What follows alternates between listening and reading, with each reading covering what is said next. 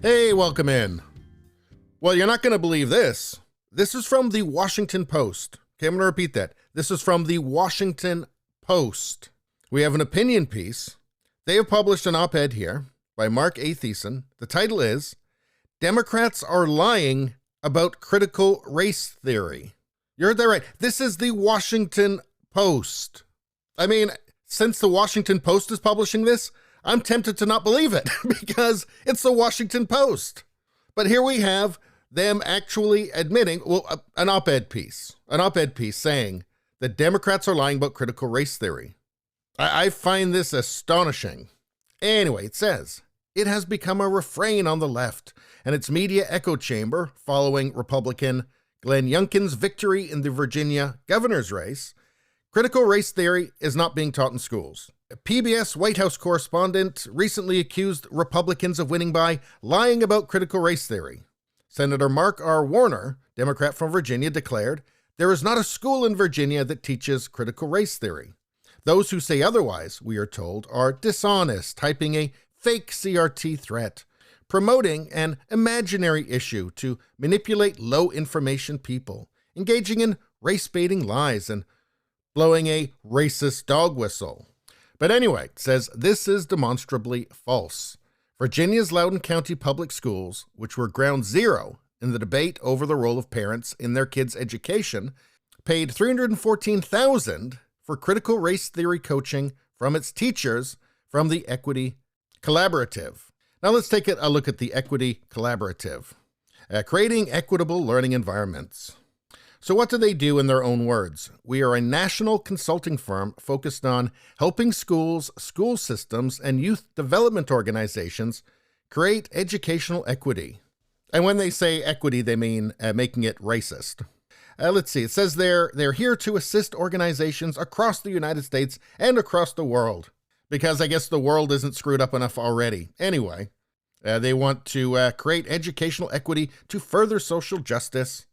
And of course, social justice means dividing people into oppressed and oppressor, purely by identity. So I don't see anything about specifically critical race theory, those words being used yet. Oh, wait a second, I found it. Educational equity services supporting academic and personal development for every child. And when they say every child, they mean that they want to brainwash every child, every last one. But here we go, Advanced Practice Series, Equity Leadership for Systemic Change. This institute is our series for advanced conversations about equity, all driven through an approach that turns critical race theory into practices for building equitable learning environments. So, case closed. Case closed. So obviously Joy Reid, Don Lemon, all the rest of them in the media, they're going to know about this. It's the Washington Post. They all read the Washington Post. I'm sure they're going to take a look at this and say, oh, okay, well, we were wrong that it's not being taught. No, of course they won't. They're going to ignore this and then just keep lying. Because that's what they've always done, and why would they stop? It works for them. So as it says here, it's a consulting firm that turns critical race theory into practices. Let's see, it's in its presentation, Introduction to Critical Race Theory, the Equity Collaborative instructs teachers that racism is, quote, an inherent part of American civilization.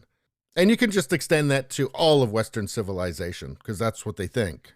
So this Equity Collective does really healthy things for children, like attacks ideas of colorblindness. You know, content of your character, not the color of your skin, that sort of thing.